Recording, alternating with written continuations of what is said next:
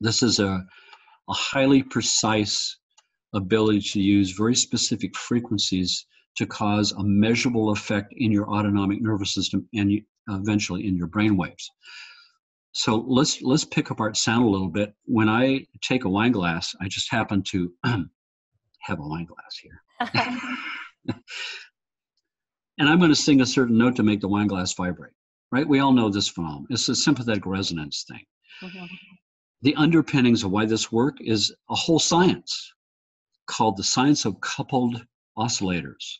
The fact that everything in the universe wants to dance together, to resonate together. Why? To save energy. The universe is trying to obey rule number 2, get the most work, the least amount of energy expended. Mm-hmm. So how do I know what note to sing? Ping the glass.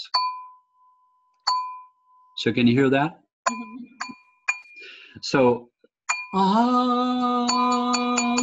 that note, and if I could sing that note loud enough, we'd see this wine glass start to vibrate and vibrate. And if I could sing it louder and louder and louder, it would vibrate to a point where it shatters. It can't contain its own energy anymore.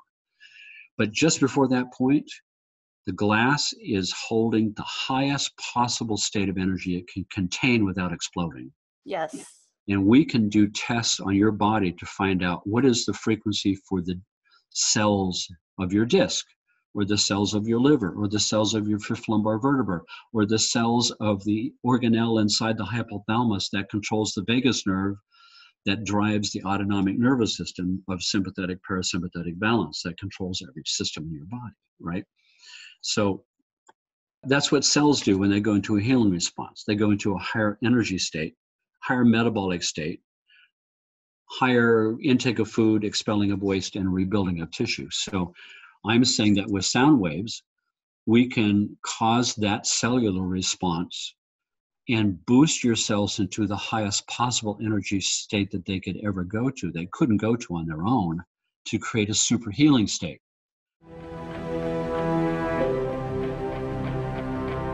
Hello, this is Dr. Edith Ubuntu Chan. Welcome to the Dr. E Show, a show exploring the frontiers of our human possibilities in areas like health and wellness, science and spirituality, quantum biology, and conscious living, so that together we can awaken the best of ourselves and create our most joyful and fulfilling lives.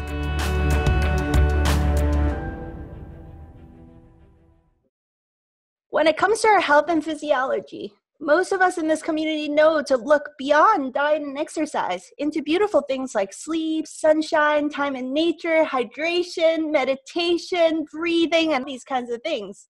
And when our bodies get out of balance, besides looking at options like drugs or surgery, many of us look to modalities like acupuncture, chiropractic, nutritional supplementation, and so much more. But how often do we consider the scientific application of sound as a healing modality? And how do sound frequencies influence our health, our biology, our physiology, and our consciousness? Could it be that sound is one of the most powerful tools on the planet to help us tap into our highest level of human possibilities? Well, boy, are we in for a huge treat today, because to give us a quick start lesson in the scientific use of sound healing is the world-renowned Dr. Jeffery Thompson. Dr. Thompson is considered the world's premier sound healing researcher, brainwave entrainment expert, high-tech personal transformational innovator, motivator, and futurist. He's a physician, a musician, a composer, an inventor, an educator, and author. His work addresses harmony between the body, mind, and spirit, and is clinically proven to foster deep personal wellness and the expansion of our consciousness. Certified in multiple healthcare modalities, Dr. Thompson draws people from all around the world to his clinical practice and to his cutting-edge auditory, kinesthetic, and visual therapeutic products and services. Dr. Thompson has been pioneering this sound research since the 1980s, and he has collaborated with the greatest legends of our time like Deepak Chopra, Louise Hay, Bernie Siegel, Barbara Marx Hubbard, and many, many others. He's done research with NASA, JPL, UCLA, Duke, UVA, and many other prestigious universities, and has appeared in numerous media outlets like CNN, Fox, Good Morning America. The list goes on and on like this. We are so thrilled and so honored to have him on the show today. So please help me in welcoming the founder and director of the Center for Neuroacoustic Research in Carlsbad, California, the doctor, the researcher, and the acoustic sound wizard, Dr. Jeffery Thompson. Dr. Thompson, it's a huge honor to share this hour with you. Thank you so much for making time for us. Well, now we're out of time, right? Well, that was like the short version of your bio. Please tell us how you got into this field to begin with, because you're a brilliant guy. You could choose to be great at many things, I'm sure. Well, you know, as life unrolls people's stories, you never know exactly what's going to happen to you. And it usually isn't whatever you thought it was going to be. I started out as a musician and an artist. I have a Bachelor of Fine Arts degree. I went to art school in the 60s. And then I went out and I had some businesses, and I went back to school when I was 29. I went to chiropractic school when I was 29, mostly as part of my spiritual search. I wanted to know the modern level of medical expertise in anatomy and physiology. I wanted to know what is here. For each of us, there's an organic biological intelligence that knows how to grow your body out of 2 cells, differentiate the tissues into everything that you are, and make it all run on automatic without you thinking about it. It's happening right now. And that didn't arrive from Venus. That came from inside of each one of us. It's this ancient connected wisdom that's my true biological identity, and it's right now happening. And who this is up here that's talking to you right now doesn't have a clue. I don't have a clue what's under the hood. I had to go to school. I had to pay a lot of money and spend a lot of years and memorize a lot of stuff to find out what I grew. Yeah. So that part of me is magical. I mean, you cut your hand and something just starts to happen. The blood kind of stops by itself and the scab forms, and then the scab drops off and you go about your way. It's like we all kind of start to forget that, but the magic of that is mind-boggling. And when we study that in school, no one has a clue how that happens, what's going on. We know that there are localized processes that are automatic, but all processes in the body are under the control of a master program. And we've finally, through anatomy and physiology, have located where that is. That's in the center of your brain in a place called the hypothalamus, a little tiny region, very small little region with little teeny tiny organelles inside, each with fancy schmancy names you've got to memorize. Mm-hmm. And that is the origin of the sympathetic and parasympathetic nervous systems. The 2 big giant zones that have nerve branches that come out into all my organs and glands, monitor everything, send information back to the brain. That's called the vagus nerve, the parasympathetic nerve. And that's the central processing system that tells everything what to do, the internal physician program. Uh-uh. It's monitoring everything. Sort of the big holistic idea would be, well, first of all, the holistic idea that's different than allopathic medicine, modern medicine, quote, modern medicine, is holistic practitioners believe in what I just said, that there is an inherent wisdom in the body that knows what to do. There's an internal physician program that's in charge. And the magic that heals the cut is going on 1,000 levels every hour of every day, where the body is working on some grandiose maintenance list of 1,000 things that have to be adjusted and balanced and all the time. So that means that if I'm sick, if I've got symptoms, which are the alarms going off to get my attention, to say, hey, there's something going on here, please do something. the modern medical view is to create some kind of a chemical substance in a pill that will suppress that symptom, make that symptom go away. Right. From a holistic standpoint, that is missing the point. The symptom is just the alarm going off telling you you've got a fire in your house. You don't want to take the batteries out of the smoke alarm because it's annoying you, right? So from a holistic standpoint, we believe that there's an inherent healing power, and if I've got sickness, then something is blocking that power from manifesting itself and magically healing the cut, kind of an idea. Mm-hmm. So a holistic practitioner of all different kinds. I'm doing sound. I'm using sound and light and electromagnetic fields and a bunch of other things. I've centered on sound, but I don't have the only answer in town. There's all kinds of holistic practitioners all over the world who are using various techniques to awaken those healing powers inside. Yes. So the uniqueness of my system, you know, the one thing, if people ask me, what do you do? And that's a loaded question. So let's take a trip to a mountain cabin someplace and spend a week, and I'll tell you. But if I answer I'm a sound therapist, then the wrong picture comes to mind. A picture of perhaps Tibetan bowls or meditation gongs or sound baths or toning or chakra work or whatever. I mean, nothing wrong with any of those. No, I'm using scientific instrumentation to monitor the autonomic nervous system, the sympathetic, parasympathetic, live on a computer screen. And I can do some simple tests to find out if it's functioning normally. In other words, if master control is not functioning normally, then everybody's got a problem.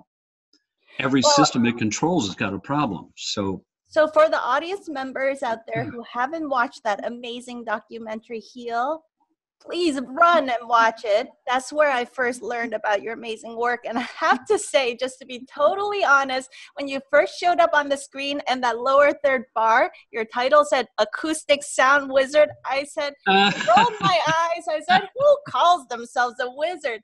And then I saw that it was just a small clip. It was a tiny sliver of what you do. But I saw the monitors and how precisely you were attuning the sounds based on very scientific measurements, and I thought, this guy is a wizard.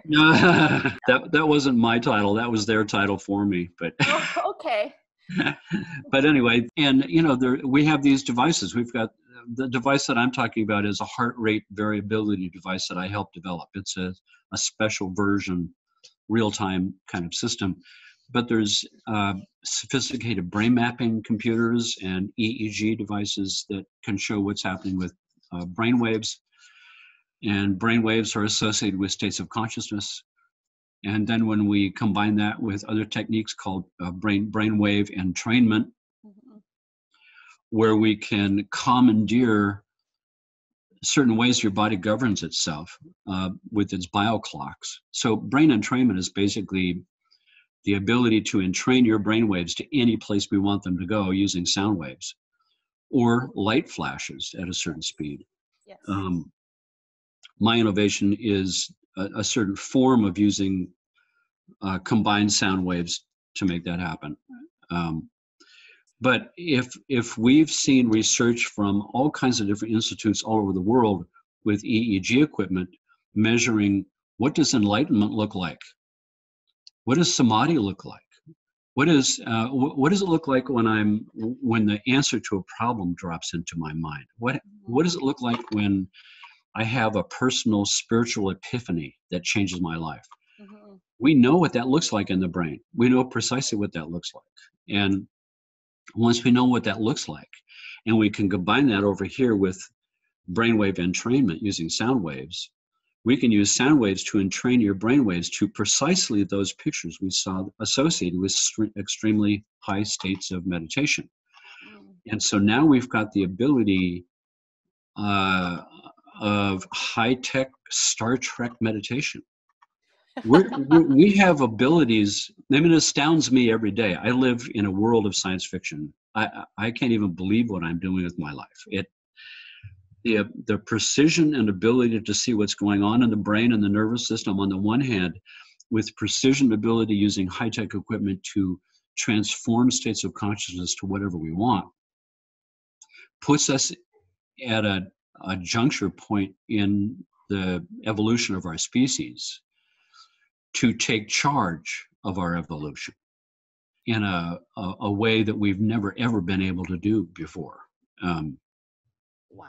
For instance, some of the research. So when I went to school, we learned that there were 4 different brain states: beta, alpha, theta, delta. Most people are know something about that. Beta is I'm here talking to you, focused on attacks, kind of a left brain linear thinking thing. But if my brain waves slow down, and that's beta, and beta is associated with around 13 hertz to 38 hertz brain activity, rapid brain depolarizations. If my brain waves slow down and I go into alpha, I cross over the 13 hertz bridge and my brain waves are slower and larger amplitude. Then I'm no longer out here with you focused on a task and talking. I'm in an inner mental realm that's not linear, that's holographic, that's peripheral vision instead of, so I can look straight at you, but I can focus my attention over here somewhere in my peripheral vision. Yes. And my beta collapses, alpha expands as if I just close my eyes. That is a classic Zen state, Zen meditation state. That's what Zazen is like.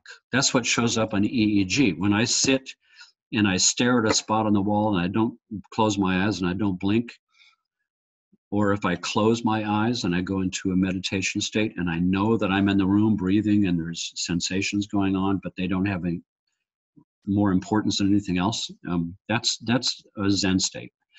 And if I go deeper into theta, below around 7 hertz, 7.5 hertz, then I'm in a dream. That's where I go when I'm dreaming in sleep. But the same brain activity is what's happening when I'm daydreaming. The same brain activity is happening when I'm in a theta meditation mode, which is the kind of mode that you would be in with a shamanic journey or chakra meditation, where I'm in full lotus position, floating a foot above the ground on alabaster temple on the top of a mountain at sunset. You know, I'm not aware I'm in the room. I'm someplace else. That's a theta meditation zone. And then a delta meditation zone where I'm deepest down, where there's no visualizations and there's no kind of awareness that's ordinary of myself in the room either. I'm in a timeless kind of bliss state.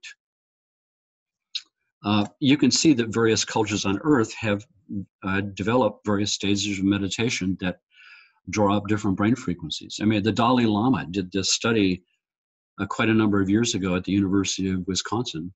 Are you aware of that one? Did you ever see that? There's all these cool pictures of the Dalai Lama with all these scientists with an fMRI machine and sophisticated brain mapping computers with some of his monks who've been meditating for 30 years, who've got like EEG electrodes all over their brain, and right, and they're measuring what happens to these guys when, you know, meditating for 30 years. What happens to their brains? Their brains generate a certain brain frequency called gamma. Yes. Which had only been discovered 8-9 years before that. I was the first person to ever explore gamma meditation brain frequencies and put out a CD 6 years before the Dalai Lama did that research project. Wow. We already had been meditating with that for years. But anyway, so here they see that there's this gamma brain activity, and now we know that gamma meditation state is associated with a certain type of Tibetan Buddhist meditation. Mm-hmm. And when they were asked, what was it that you were meditating on? And what they're meditating on was universal empathy. Yeah. It's an emotional state of openness to all living beings. Anyway, and then there's discoveries of something called the default mode network.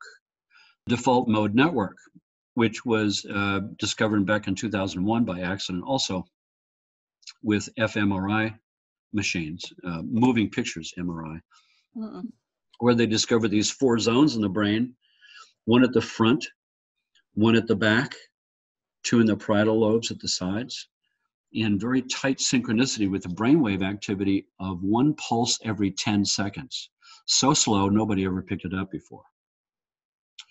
And it turns out that these 4 zones are associated with extremely high states of meditation, like cosmic consciousness meditation, where this frontal zone is associated with my sense of self on the inside of my skin. And the occipital zone at the back is associated with my sense of self outside my skin. And when you synchronize those 2 up together, I get my sense of self in the middle.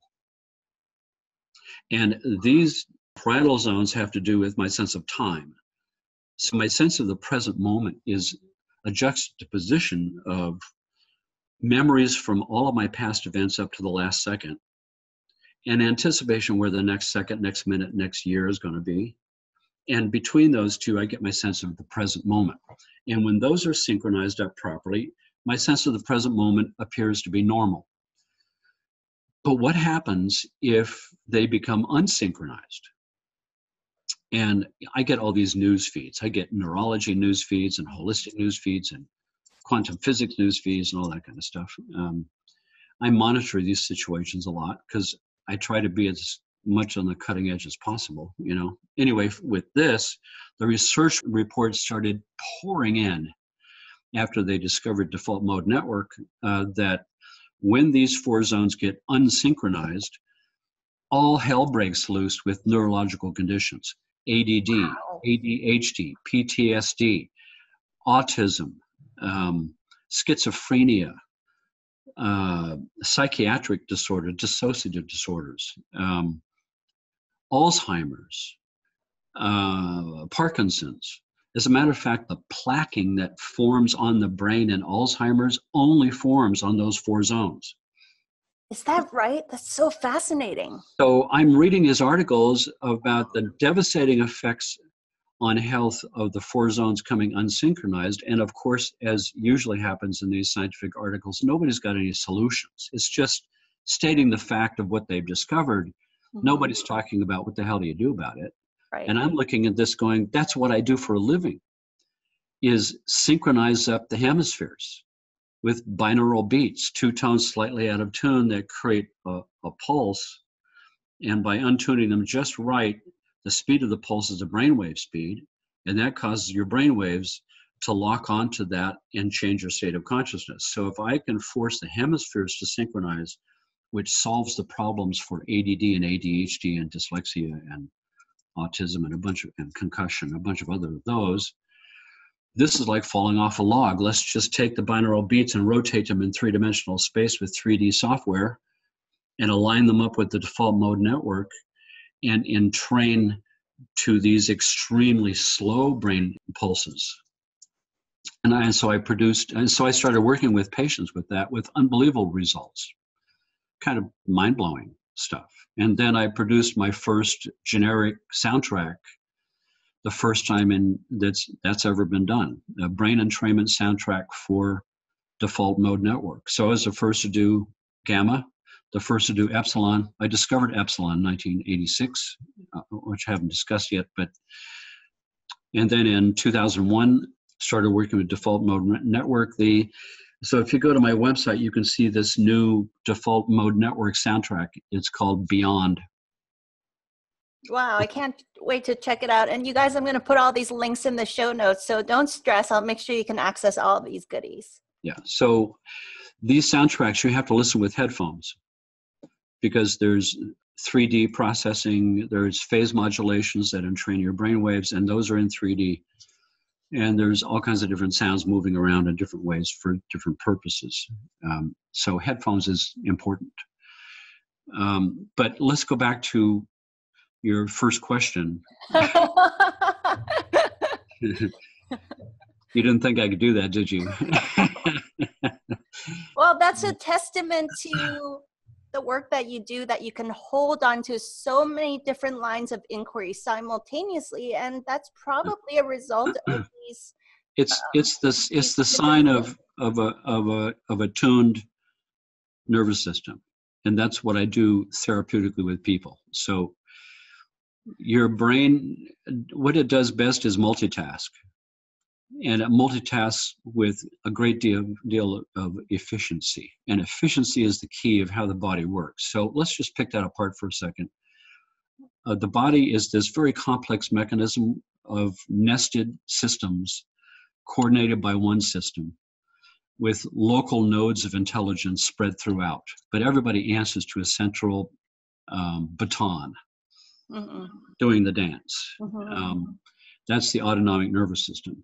But the body is simple in its rules. There's only two basic rules that govern everything that goes on in the body. Rule number one, survive at all costs. If your life is threatened, mobilize 100% of your energy and pull out all the stops in order to save your life. Because otherwise, what's the use of anything? Rule number two, do no self-harm. Unless it breaks rule number one. In other words, you have permission to do self-harm, to chew your foot off if you're trapped and you'll die. So you can do self-harm to obey a higher rule, which is survive at all costs. But a subset of rule number two is be as ecological as possible. Save as much life energy as possible. Get the most work with the least amount of energy expended.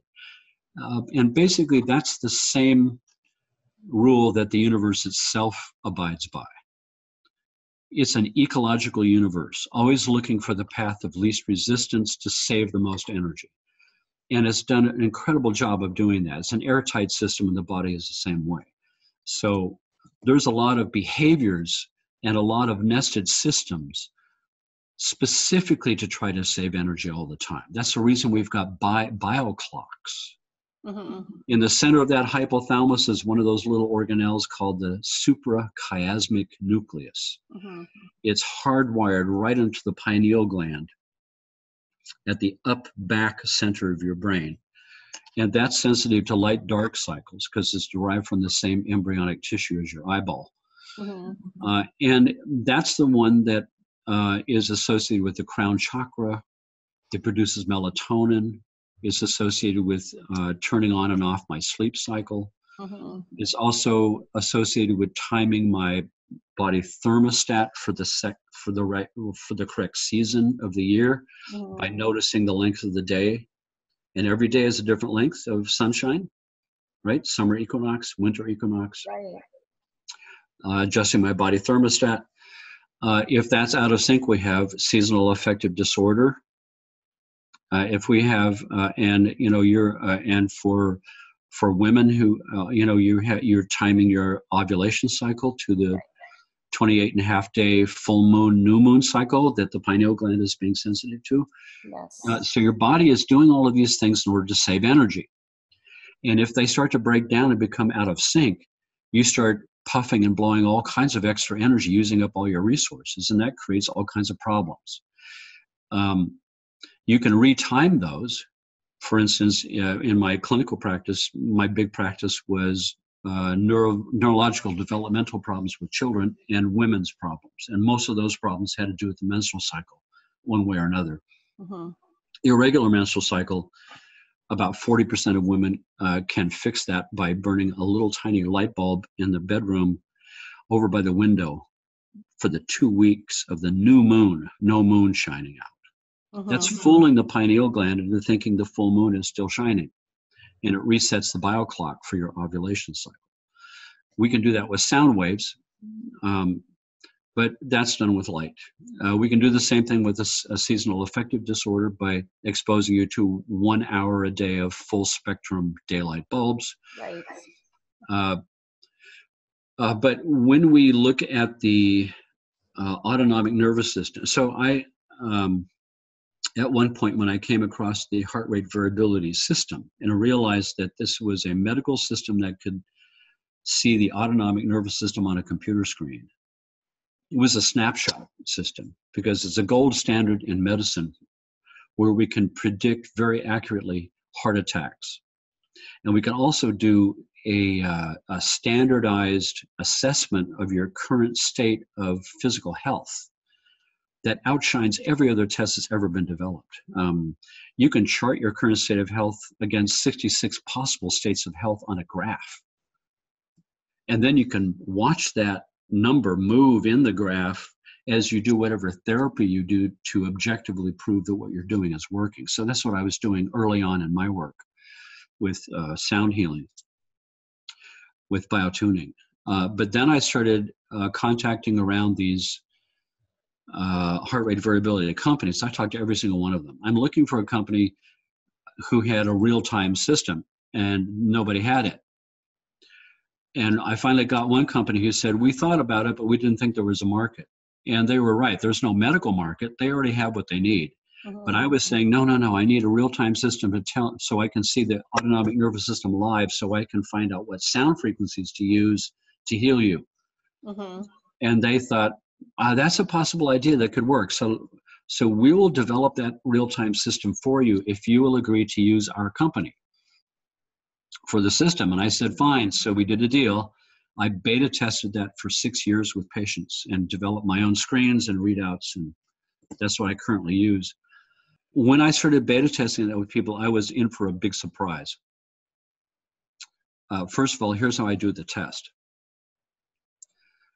There's a test called the Raglan Test, which is a blood pressure cuff test, where you lay a person down on their back and wait for the blood pressure to lower to its lowest baseline. The blood pressure, respiration, heart rate will go to their baseline when you're relaxed, laying on your back. And then you stand a person up and you take their blood pressure. And what should happen is gravity is going to pull all the blood out of your head to your feet, and then you die, right? So there's barometric receptors in your carotid arteries sensitive to the pressure drop. Right. That signals a stress response, and the alarms go off, and the sympathetic turns on, signals the pituitary to signal the adrenal glands to raise my blood pressure, just the amount to equalize that. That's called gravity stress. That means that we should all be walking around with a little bit of high blood pressure to equalize that, and a little bit of high sympathetic tone, and that's normal. So I created what I call a reversed Raglan test. That's the Raglan test with the blood pressure cuff. A reverse Raglan test is we hook you up to the heart rate variability monitor and we lay you down on your back. So first we start with the gravity stress.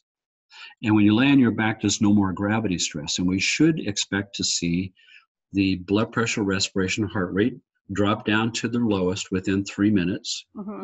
But who tells them what to do is the sympathetic parasympathetic nervous system. So I don't have to watch blood pressure anymore.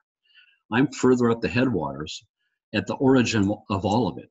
I'm watching so there should be sympathetic tone on when you first lay down, and we should watch that collapse down to 0 within 3 minutes to this state called homeostasis, where neither the sympathetic or the parasympathetic are active.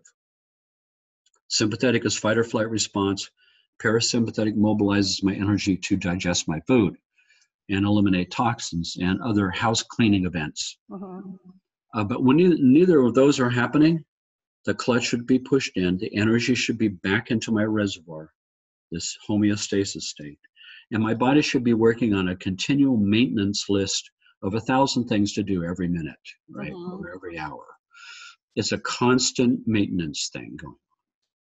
Internal healing program. What I was seeing when I was laying these patients down, 6 years of patients, nobody had a normal response, not a single person. After 5 people come that had no health ailments, or were they all patients with? No, they were all patients. Granted, they're all patients who have been every place else and nothing worked, and they're at the witch doctor at the end of the trail. Yes, I understand, but 100% of every person coming in can't have the same thing. Even under those circumstances, you wouldn't see everybody with the same thing.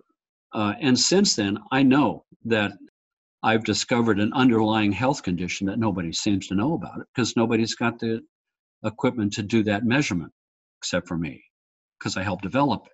So what I'm seeing is after 5 minutes and after 10 minutes, the sympathetic is still strongly on. It's not moving. And that is not normal, absolutely not normal. It means that you're running a fight or flight response all the time that doesn't stop. It's in this cycle that's stuck, and it means I'm burning up all my resources. And when you pick apart the physiology of the stress response, which we know very, very, very well, right? The moment I feel threatened, my amygdala and hippocampal emotional control centers signal the autonomic nervous system. It kicks on the sympathetic, and it kicks the pituitary, and the pituitary kicks the adrenal glands. And the adrenal glands raise my heart rate, respiration, blood pressure. Adrenaline is flooding my system. Adrenaline suppresses pancreas. Extra glucose is liberated to be super strong. Energy is pulled from my gut, my elimination system, my immune system, my higher brain centers, and put it in my muscles to fight for my life. So my digestion is impaired, elimination of toxins impaired, immune system is impaired, concentration memory is impaired, right? And these people have had this condition for 20, 30 years. 20 or 30 years without working on your maintenance list, and all your systems start to break down. And when they break down to a certain point, we get symptoms. And we go to the doctor, and he gives us a pill to silence those symptoms while it all gets worse. New symptoms, new pills. Pretty soon, I am this unimaginable nightmare of symptoms, and nobody can figure out what's going on with me. Yes. And now I'm in a state of despair. And as soon as I start feeling the emotion of nobody's got a solution for me, I'm screwed, right? Then now we've got clinical depression setting in, because my emotional state of feeling bad about how bad I feel makes me worse, because that's a new stress. Right. And then I feel worse about it, and that makes me feel more worse. And now we've got a new vicious cycle going. We've got two vicious cycles going. Right. And the system begins to break down quickly until eventually we do end up as a pathological symptom popping up. And now we truly are a medical case. And that's when I get people to untangle that. And so my innovation is, here I'm seeing you laying on your back with the sympathetic just on. And my innovation is, there's a sound frequency that's very precise that will turn that off. That'll hit the reset. Is that individual? Every individual has a slightly different one? Everybody's unique. Think about it. Everything about you is unique. Every single finger and every toe has a different fingerprint, right? And every person in the universe who has ever existed, whoever will exist, will have 20 different ones on their body that are different than anybody else ever had. Your voice. Why my voice sounds like me is because of the qualities of the tissue mass of my vocal cords that give a characteristic timbre to my voice. And that in a recording studio, I can do a spectral analysis of my voice, and I can see all the harmonics and overtones that makes my voice sound like me. Those sets of harmonics and overtones are unique to me, just like my fingerprint. It's called a voice print. Yeah. That's how the government can tell who's on a cell phone from a satellite. It's voice print analysis. Yeah. So everything about you is unique. The proportions of your face are unique. That's facial recognition software, right? The shape of your ear is unique. We could do a whole thing just from the shape of your ear. The iris is unique. Everything about you. It's just a mind blower. Really, it's a fractal. It's a galactic universal fractal. Anyway. So is it true that your sound products that we can purchase on your website, that gets us to like the 80-20 rule, like we're 80% back into balance, and then if we have more severe cases, we need to work one-on-one to tweak that last 20%? Right. After seeing, thousands of patients, I've been doing this for 40 years now, you start to see general bell curve trends. Yeah. What's the best kind of music for alpha? For an alpha brain state? What's the best kind for theta or delta or epsilon or gamma? Or what is the best kind of music for that? What's the best kind of brain entrainment for this and this and this and this kind of condition? So those kind of generalized factors ended up giving me the ability to make general soundtracks. And there's a lot of soundtracks. When you go, I think I've got 50 CDs, and some of them are 4 sets and 2 sets and 1 sets, but it's a lot of material. And on the website, to make sense of it all, we've categorized them in sleep category and meditation category and relaxation category and creativity category and learning and memory. And so it depends on what you're looking for, that you go to that section on the website so you can go to what you need. But all of it is based on the work with individuals. So for instance, here I've got you laying on this table. I've got you hooked up to my heart rate variability. I can see your sympathetic is stuck. I know there's a sound frequency that's going to unstick that. I don't know what that frequency is. So I created a computerized program that sweeps every frequency through your body from 50 hertz to 200 hertz through 2 octaves, through a sound table that I created to put the low frequencies kind of into your cells. And so you're laying there with the sound sweeping along. It's kind of going, oh, and as it's reaching the sweet spot for you, we can see your sympathetic nervous system beginning to collapse down its stress in response to that until it hits this magic point. And then my computer program will capture what frequency was playing that made that happen. And that is accurate to a couple of decimal points. So it's a very precise frequency. Let's say your frequency is 125.15 hertz, and it's A sharp plus 23 on a keyboard. And what I mean by that is I can tune between A and A sharp by 100 steps with a digital readout. So A sharp plus 23 means the note A sharp plus 23 divisions out of 100 steps of sharp. Got it. That's the level of accuracy that we're working at. And so this now is elevated sound therapy into a new territory that most people don't associate with sound therapy. So I try to make up another name, something like, sonic induction therapy or something. So we don't confuse it with Tibetan bowls or something that's way more generic. This is a highly precise ability to use very specific frequencies to cause a measurable effect in your autonomic nervous system and eventually in your brain waves. So let's pick apart sound a little bit. When I take a wine glass, I just happen to have a wine glass here. And I'm going to sing a certain note to make the wine glass vibrate, right? We all know this phenomenon. It's a sympathetic resonance thing. Mm-hmm. The underpinnings of why this works is a whole science called the science of coupled oscillators. The fact that everything in the universe wants to dance together, to resonate together. Why? To save energy. The universe is trying to obey rule number 2, get the most work, the least amount of energy expended. Mm-hmm. So how do I know what note to sing? Ping the glass.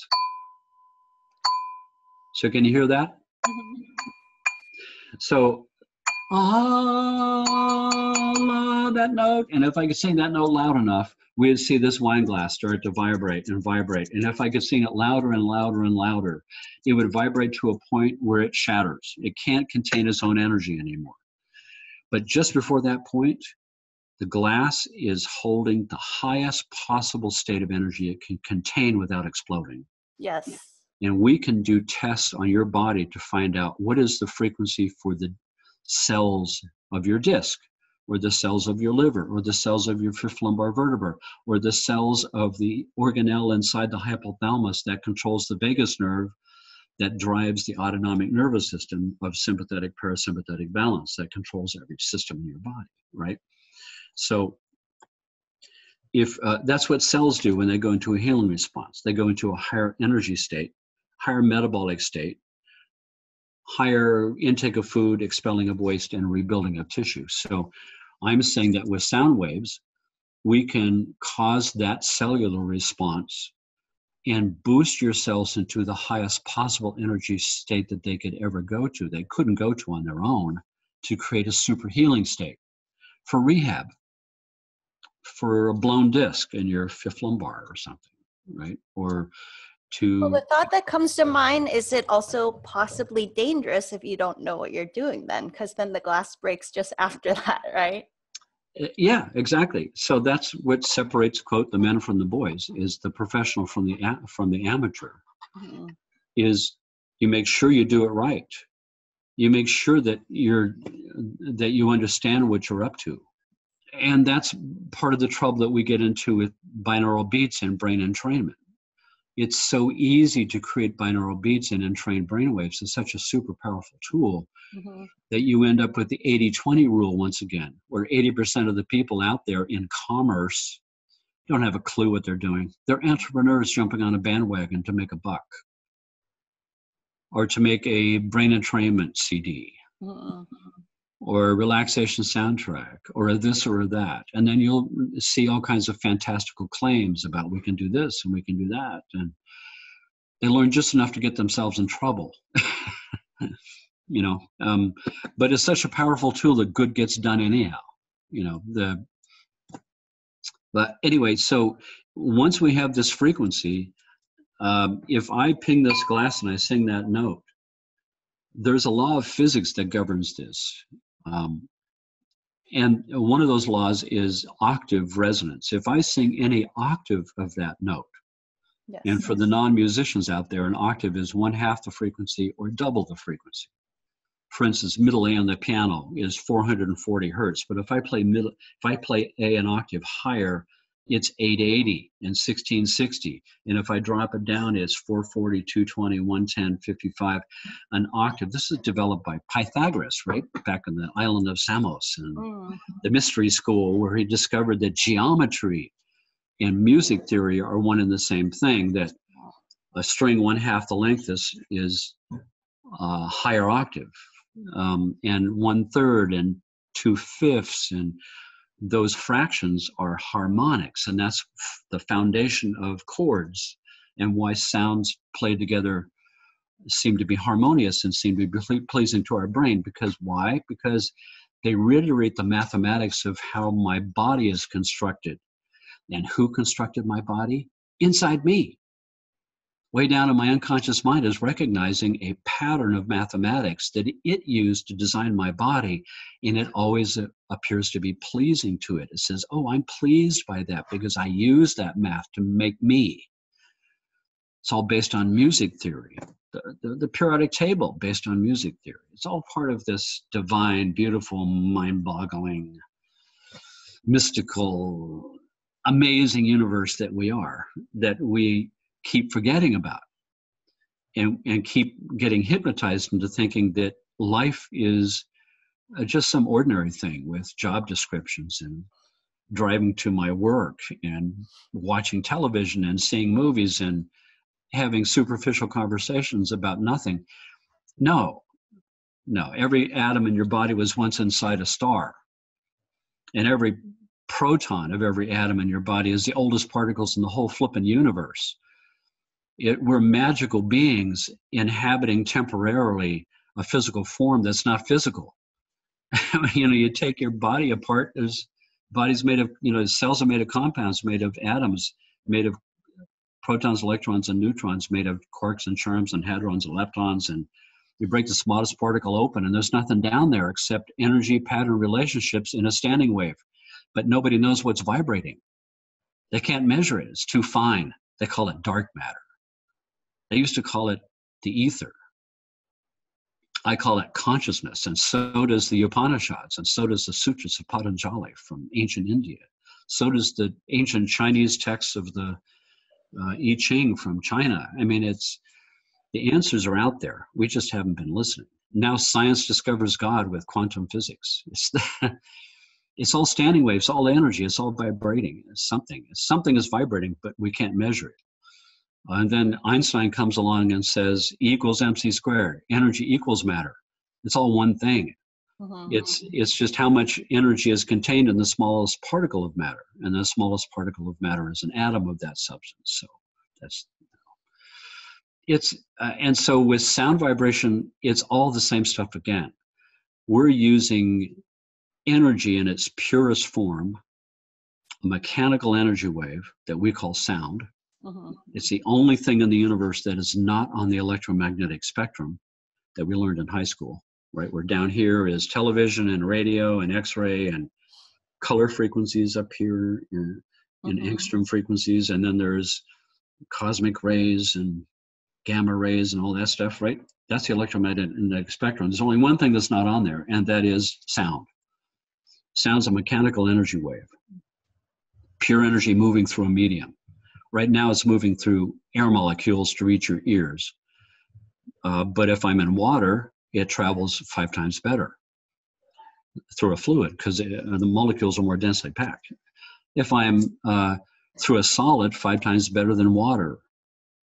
So the body is a perfect medium, water and bone, solid and fluid. And how did we all start?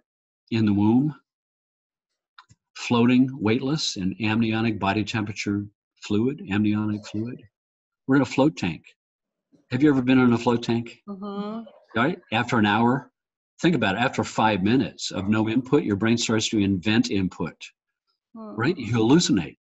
You hallucinate visions, sounds, sensations. And after an hour, you come out, you go, wow. Multiply that by 9 months. That's the womb experience. 9 months in a float tank. And at 16 to 24 weeks, when the nervous system, when all 5 senses first come online, you're in the dark, so you can't see. Your nose and mouth are filled with fluid. Can't taste, can't smell. Sound travels through water 5 times better than air. All of us are initiated by sound and vibration for 9 months. That's our initiation, all of us. We're brothers and sisters with the same experience. We all had the same thing happen to us.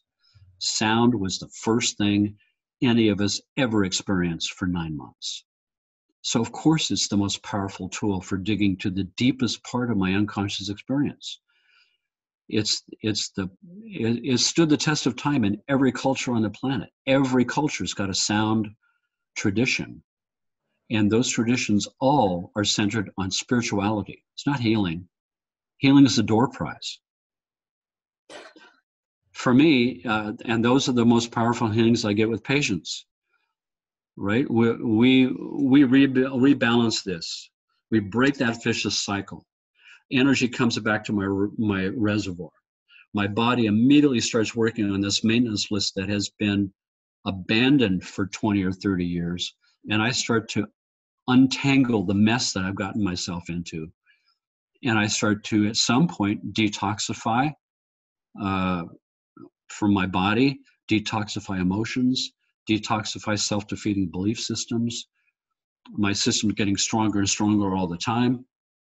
The only reason I'm holding those is because I can't break rule number 2. My body says, I want to release these toxins. And the brain says, I don't think so because the stress handling system is offline right now. It's not available. There's no energy to do that. It's going to do self-harm to try to do that. So we have to hold it for now. Only reason I'm holding stuff. The body wasn't designed to hold toxins. It only holds toxins because it has to, because it's too weak to deal with it.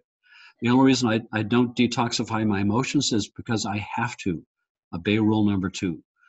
But as soon as that is fixed, all that stuff goes away. And at some point, I'm no longer a broken person trying to get fixed. I'm a fixed person asking, now what?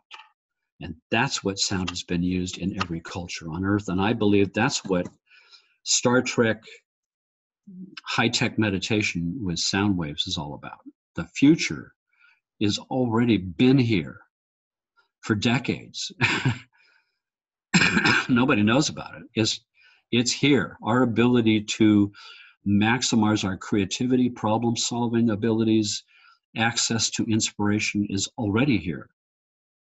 We're using binaural beats through headphones to synchronize up the hemispheres in just the zone the brain goes to access new original thinking and ideas, access states of meditation. It's all here. Could we distill? There's so much, you guys. I think many of us will listen to this interview 5, 6, 7, 10 times to really integrate everything that you're sharing with us. But you shared that there's really, after studying the reverse Raglan tests, there's really one condition that everybody has. Can you distill that down to like one sentence, what is your diagnosis of really the underlying root cause of all illness? What is that? Yeah, that's a great question. So I am now firmly convinced that it is stress. And it's a combination of the stresses coming at us and our ability to handle stress. And our ability to handle stress is how balanced are we? The more balanced we are, the more stress we can handle. But think about it for a minute. My body was designed for an environment of 70,000 years ago. It takes 10,000 years of slow adaptive evolution to meet a changing environment. And traditionally, the environment changes over long epochs of time, but not in the last 200 years, the last 150 years. The Industrial Revolution just threw a monkey wrench in the whole thing. And now it's the information age. We are in a state of a man-made environment that our bodies can't possibly adapt to fast enough from an evolutionary standpoint.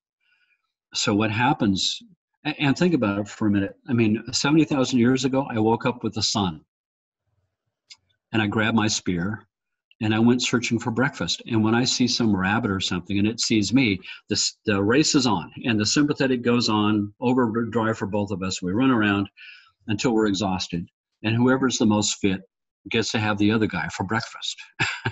Right? And then I come back and I make some sandals out of the skin and I make some stew and I pick some berries and I make some babies, and that's my work day. Yeah. Right? Compare that to what we have now. Right. Alarm clocks, rushing around for breakfast, kids to school, in a car in a traffic jam to a job that doesn't pay enough money. And why is it always the boss has the emotional development of a 3-year-old? And then it's back through a traffic jam, back to a rushed dinner, and 7 o'clock news, watch the world burn to relax. And tomorrow is another alarm clock day for 30 years. It used to be 30 years, and now you get fired at 10 years. It's unimaginable stresses. We're not talking about the fumes coming out of the carpet and electromagnetic frequencies coming out of your walls and military frequencies and microwaves, and now it's going to be 5G and smart meters, and it's insane. And the body is not designed for it. And the body is faced with a marathon of stress when it was designed for a sprint. So its adaptive process is to put the foot to the metal, race the engine, put me into sympathetic overdrive, and just bullnose my way through it with momentum as part of my strategy. What the body does best is rob Peter to pay Paul, to make the situation work anyway, to jury-rig the situation with baling wire and duct tape and get by anyhow. And it's a testament that the body can do this for 30 years, 40 years before it blows a gasket. And the gasket it blows, heart attack and stroke, 2 biggest killers. The very first thing to fall, sleep. So if I want to get to the top of a big hill with my car, part of my strategy is going to be speed. I'm going to build up speed before I hit that hill, right? That's part of my strategy, momentum. I'm not going to be inspired to stop halfway up the hill and park, get a good night's sleep. No, because I got to start tomorrow on a hill. So what do? We lose the lowest part of sleep, the deepest part of sleep, where I'm most vulnerable. I don't want to go there because I feel threatened. That's delta sleep. That's where I get physical recuperation, just what I need most, because I'm not working on my maintenance list, because sympathetic is on, pulling all that energy. Right? So we're in this impossible situation. We have an epidemic of chronic insomnia throughout the whole industrialized world. Yeah. And now we have all these stress-related conditions. All of them boil down to, all roads lead to the autonomic nervous system. All roads lead to my stress handling ability is impaired. For instance, let's just say 20 years of not working on my maintenance list, 20 years of not digesting my food properly, not eliminating the toxins properly, my immune system compromised, my brain's not quite working right. The immune system begins to falter. It starts to think, what was I supposed to do? That was 20 years ago. I'm starting to forget. Right. So I'm going to attack me. Let's say it attacks my thyroid. Now I've got Hashimoto's thyroiditis. Right. Autoimmune disease is eating my thyroid. But this person over here has got Crohn's disease. It's attacking their gut. This person over here is attacking their joints. They've got rheumatoid arthritis. So all those three conditions with fancy schmancy names, with insurance billing codes, and some medical procedure, which pills I'm supposed to give you to silence those symptoms, right? Those all are the same condition. They're not three separate conditions. The condition is my immune system has a problem and it's attacking inappropriate things. That's the condition. And it's not the immune system's fault either. It's the autonomic nervous system is running a fight or flight response that's the problem. Mm-hmm. That's why the immune system is offline, and that's why it's faltering in its ability to understand who is supposed to attack. That's the problem. So when you push the clutch back in and the internal physician program starts unraveling its issues from the inside out the way it's supposed to, all of that stuff goes away. So in one sentence, what is your definition of health then? The lack of dis-ease. Pick the word apart. Dis-ease. I've lost my ease. And ease is what? Homeostasis. Homeo, within myself. Stasis, complete rest. Zero stress in the autonomic nervous system. An oasis of safe, no stress. When I feel safe, then I can heal. It's a prerequisite. Well, you learn it in school. I learned that anatomy and physiology class in my first couple of years of school, right? It's the definition of health is balance in the system, homeostasis on every system has homeostasis. I mean, homeostasis could be the wake-sleep cycle is normal. Homeostasis could be how much urine I pass in a 24-hour period. That's homeostasis of the kidneys. Homeostasis of CO2 oxygen exchange with every breath. I mean, but homeostasis in the autonomic nervous system, the master system that tells all homeostasis systems what to do, if that has no homeostasis, then everybody starts to fall apart. So right. For me, a definition of health is balance, homeostasis, zero stress in the system, where all the systems are working properly. And deeper than that, it's homeostasis in my soul. And what I mean by that is after I've detoxed my physical body and my emotions and my self-defeating belief systems, the biggest healing events that I see with patients are when they arrive at the catharsis of spirit, where you realize, oh, I forgot. Why am I here? Why was I put on earth? What's my purpose? What am I supposed to be doing with my life? Why did nature design me? Why am I'm a hyperdimensional puzzle piece in an infinite dimensional universe where every puzzle piece has importance, that the whole universe falls apart if one puzzle piece disappears. Right, we learned this in high school physics. The energy can neither be created nor destroyed. The universe is whole as it is. Mm-hmm. You can't remove a single atom from it and have it remain. You can't add an atom. You can't remove an atom. Everything is pure and perfect as it is. Therefore, why am I here? Everything is on purpose. What's my purpose? And and there comes a time for each of us when we first face that question,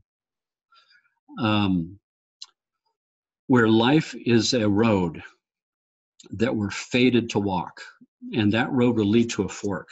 We're fated to always come to a fork. And then we're fated to make a free will decision over and over and over again. Of which fork shall I choose? Fork to the right is the better of my soul. It follows my heart. I want to do, that's what I want to do. That's what gets my juices flowing. That's what pops me out of bed in the morning, anxious to be on with my day. But it's a big chasm with no visual means of support. It's the tightrope. And I can't figure out with my mind, how am I going to make my life work that way? I can't figure it out. The other fork is play it safe. All of my mentors and adults in my life whispering in my ear, grow up, get a job, work for the future, work for some safety net, get an IRA, get a retirement account, an IRA account, and get a financial advisor, on and on and on, get a job. And usually out of fear, we take that choice. And the moment we choose that is where the pain starts. That's when my first symptom begins. And that road is going to lead to another fork. And every time I choose the left instead of the right, the pain deepens until I'm a mess because I'm doing a job for some stupid boss for not enough money. And I abandoned my search. I abandoned my understanding that life is magical, that it's not jobs. It's got nothing to do with that. Me trying to find a safe place in the world, that's erroneous. In reality, the real decision when I make that choice is, do I believe that the universe is a beneficent place who's looking out for me? My job is to say, this is what my heart wants. This is what it's about. I want that path, but I can't figure out how I'm going to make it work. Excuse me, that's not your job. It's the universe's job to figure that out for you. Your job is to make that choice. The universe's job is to open the doors, turn the lights green, make the synchronicities show up, the right people show up, the wrong phone call to the right person. It's a serendipitous, synchronized, beautiful dance that you and the universe begin to interact with now, as opposed to the other choice is, I believe the universe is a hostile environment, and I have to fight tooth and claw for my little spot and then defend it. And that's our current world. That's the world we live in. We live in this dog-eat-dog world where we have been hypnotized into believing that the universe is a hostile place that we have to fight for, and we have to look out for ourselves, and it's me first. Yeah. As opposed to, no, it's a universal symbiotic relationship among all living beings. We're all in this together. And when I make the right choice for the betterment of my soul, the universe is there for me. And it supplies me with all the people I need and all the tools I need to get that job done. They're already laying at my feet. If you think about it, anything you want to accomplish, you already know all the people you need to know. You already got all the tools you need to do. You're stumbling on them because they're at your feet. And that's the revelation that happens at the moment when you teleport back to the first time you ever made the wrong decision and why you made it. It was out of fear. And that fear blows away because you understand that there's a divine relationship between me and every other thing in the universe, that we're one thing and I'm here for a job. And when I do that job, the illness falls away. That's the hallmark of every patient I've seen who've had spontaneous remission. The person who had the cancer death sentence dies, and the person who's born out of that experience is a completely different person who's got their purpose.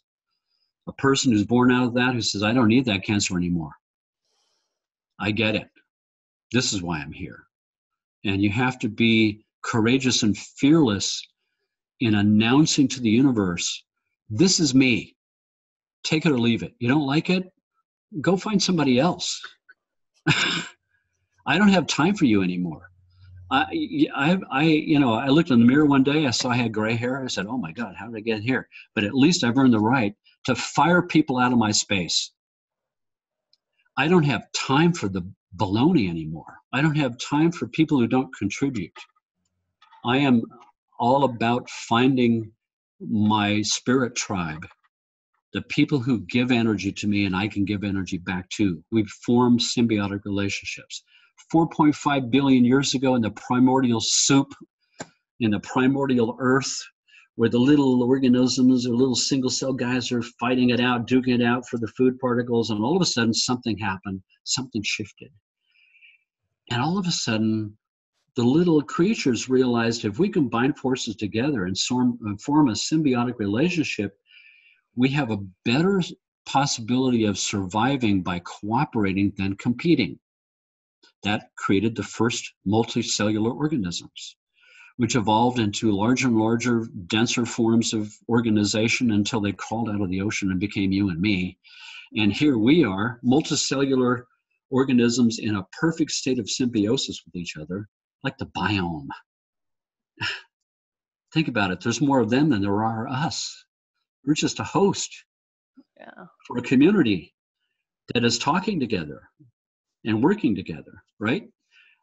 And so now human beings, these multicellular organisms, are duking it out for the morsels of food.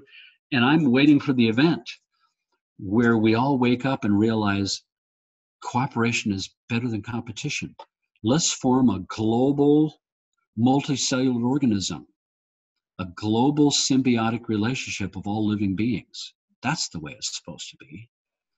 And the more what you're talking about is the underlying paradigm of all the systems, all the paradigms.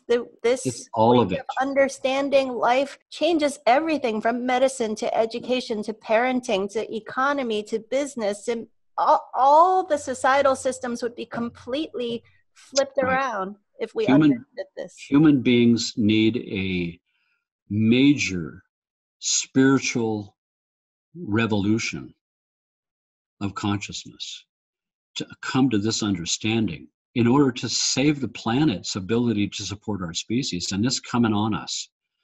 We don't have the luxury of screwing around anymore.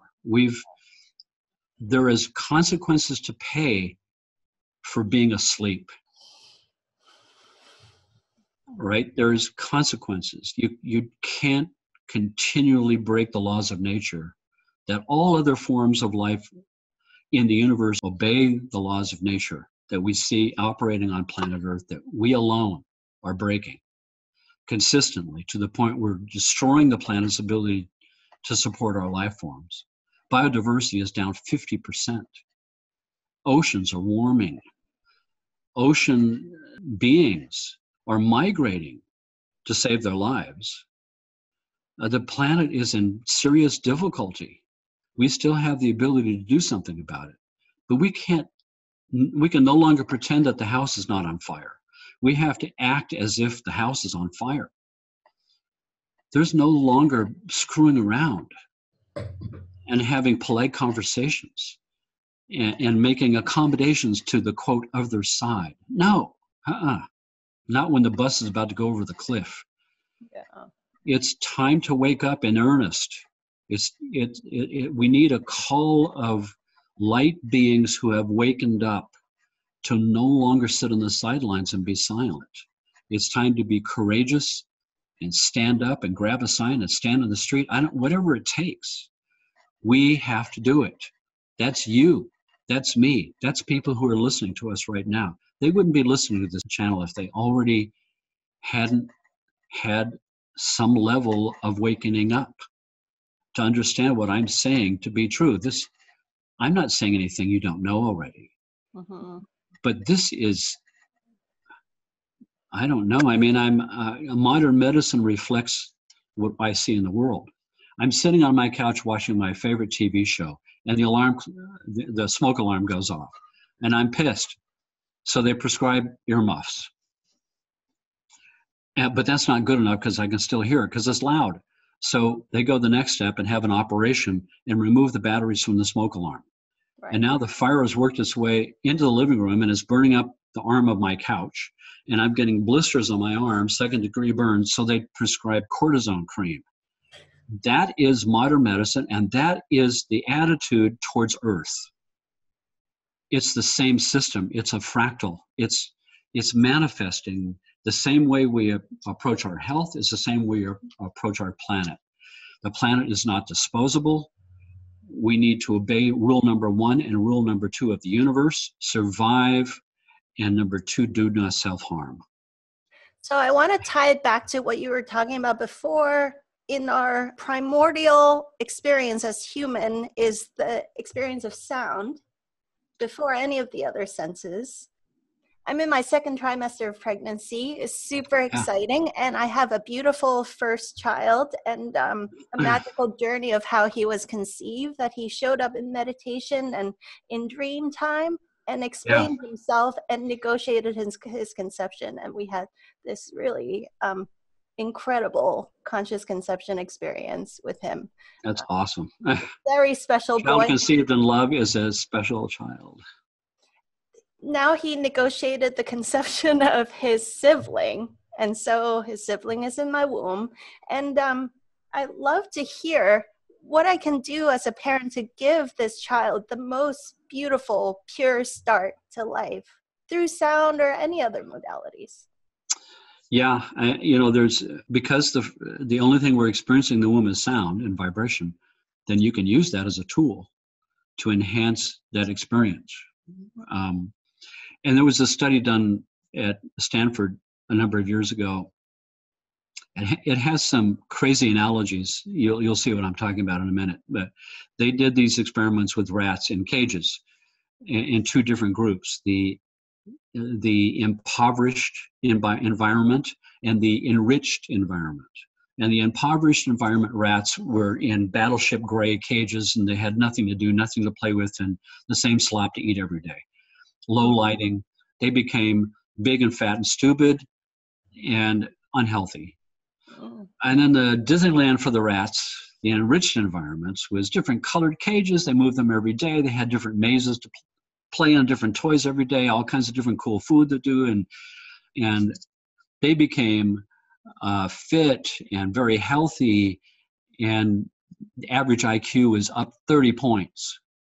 When they sacrificed their brains, they had the same configuration in their brains as Einstein had. 30% denser connections between neurons. 30% heavier brain, 30% denser connections between neurons. Not more neurons, more connections between neurons, which is a sign of high IQ.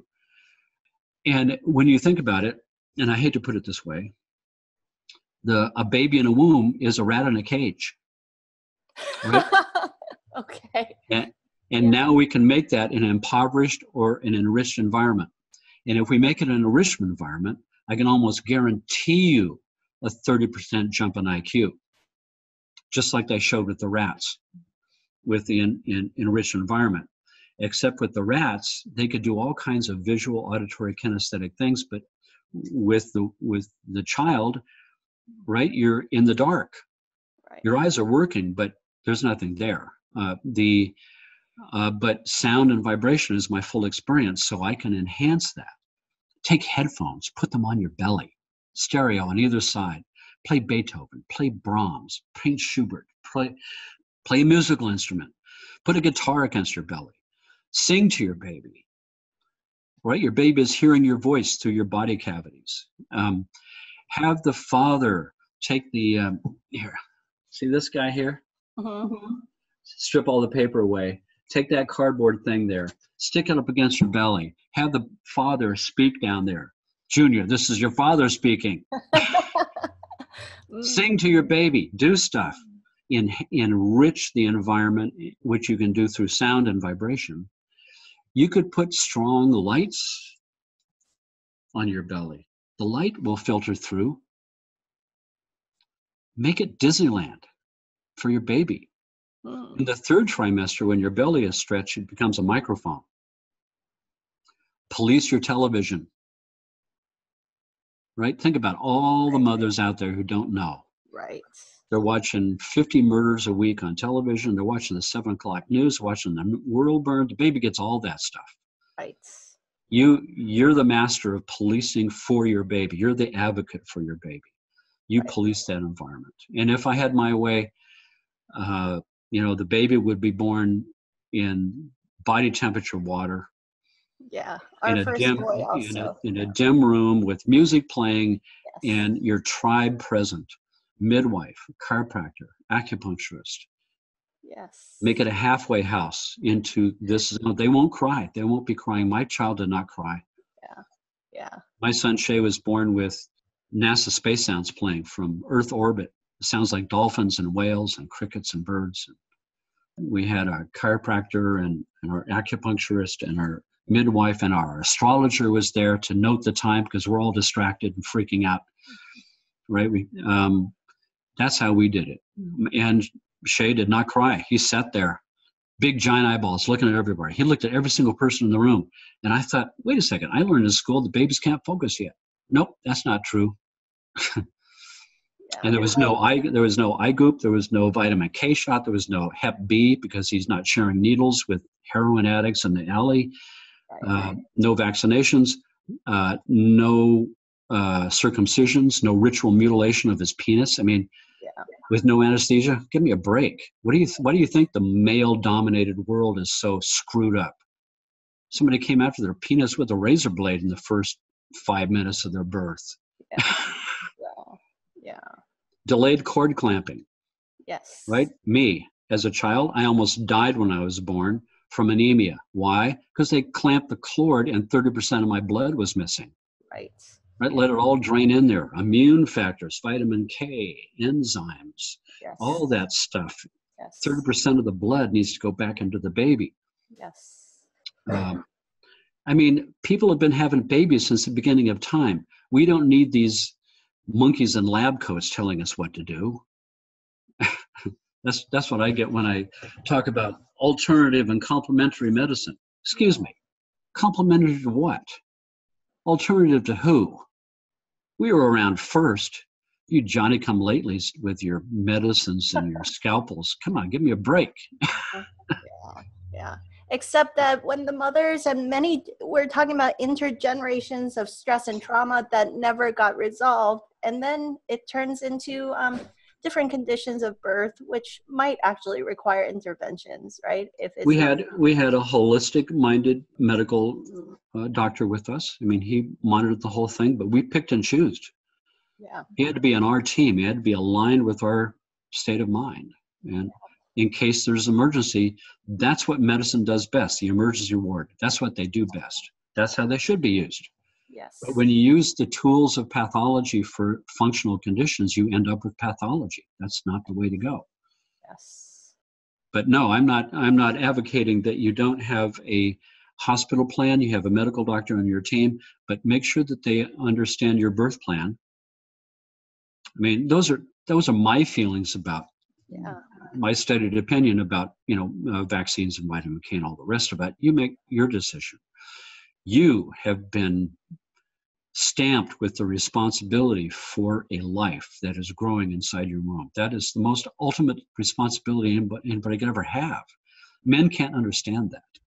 We chose the low maintenance model. You got all the exotic plumbing and stuff, so the experience of being a woman with a baby growing in your womb is something I can only imagine what that must be like. Yeah. The place that the universe has chosen to form and open a doorway into this world is the most magical, sacred responsibility that anyone could ever have.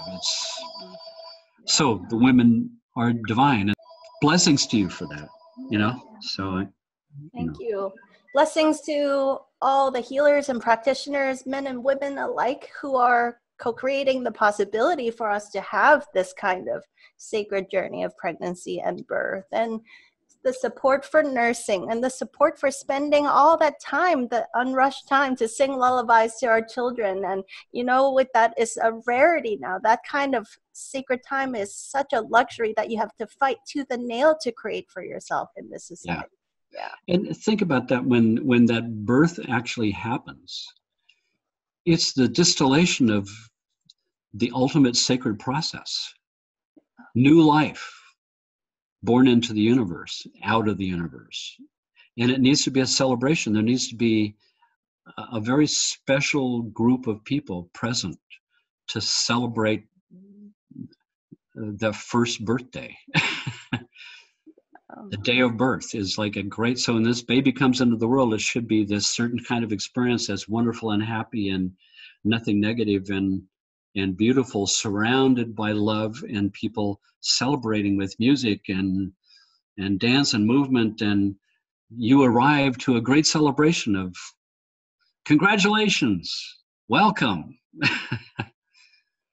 So yeah, that's. So Dr. Thompson, I could talk with you for days and days. It's so melted my heart, and also just this resonance on a soul level with the truth of everything that you're saying. So thank you for using science and cutting edge instrument to prove to us what actually innately we all should know deep in our hearts and deep in our soul to be the truth of life, you know. We all know the truth. Some of us may have forgotten a little bit, but as soon as you remind people, it comes right back from the deepest part of you. You go, I knew that. I know that. So how can we follow more of your work? Because I know that all the audience is just can't wait to check out your sounds and more interviews with you. Where can we go? There's a bunch of interviews on YouTube. Just go to YouTube and do a search for my name. You'll see a bunch. There's one special one that's the most fun one I ever did. So on YouTube, you would search for Quantum Citizens, Dr. Jeffery Thompson, and that will be a really fun interview. Go on my website. That's scientificsounds.com. Sounds with an S, scientificsounds.com. And the best way to navigate is the little tabs across the top, which you might not see right away because there's some flashy colored things that show up right away. But up above is really the way to navigate through. There's articles that I've written about what I'm up to that you can read more in depth. There's a sound store with a whole bunch of CDs, and you can click a play button and listen to a sample of them.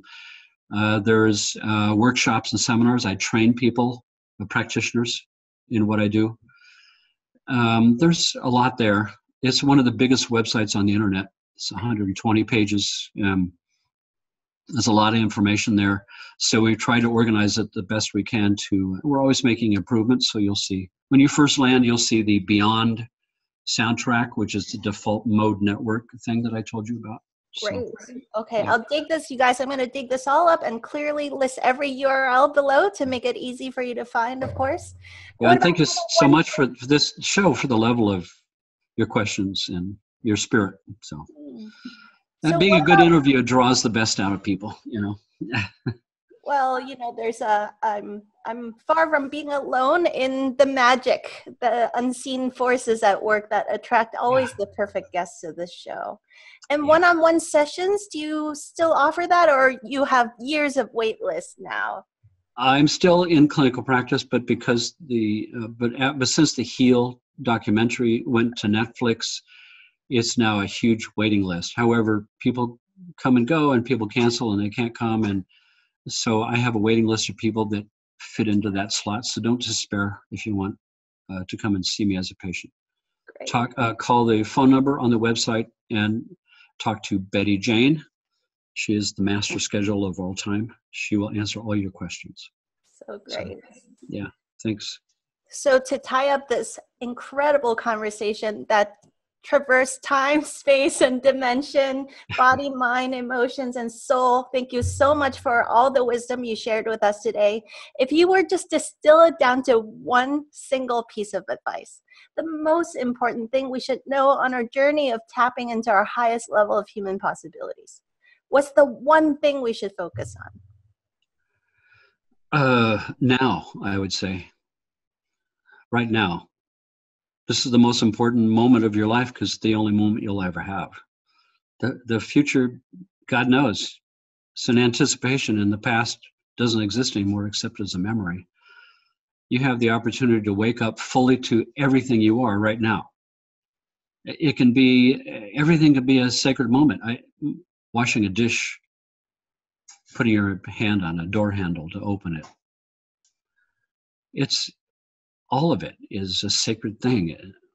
So if I can bring myself back to now, then I don't have all the anticipations. I don't have all the, if you're antsy because you're in a traffic jam, it's because you're not now. If now is your destination, you're never late. You're never anxious because you're not there yet.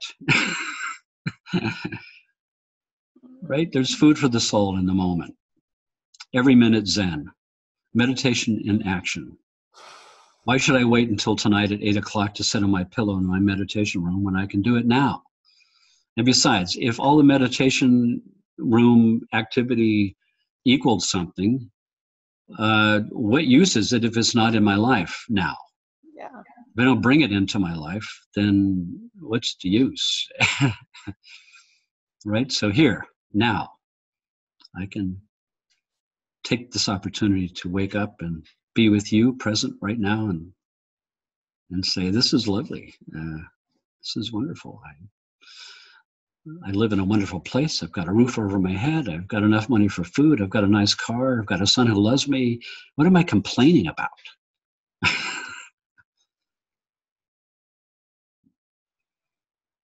Thank you so much, Dr. Thompson, for that beautiful, almost an hour and a half of Eternal Now that you shared with us.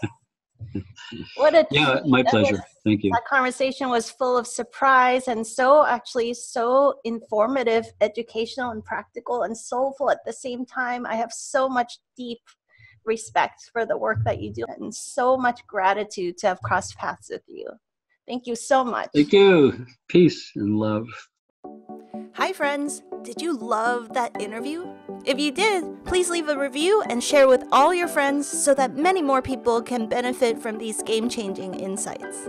You can also go onto our website, dredithubuntu.com, and subscribe to our newsletter, where you'll receive free trainings and next-level ninja tools that we only share on our newsletter.